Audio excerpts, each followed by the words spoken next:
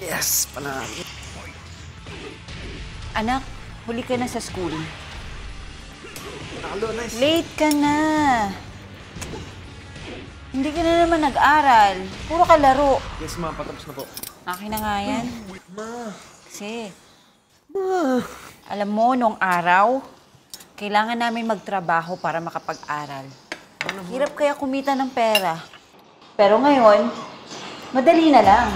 Sa ikawna.com.ph, register ka lang, upload, tapos sell. Ang bilis. No strict rules kaya hassle-free.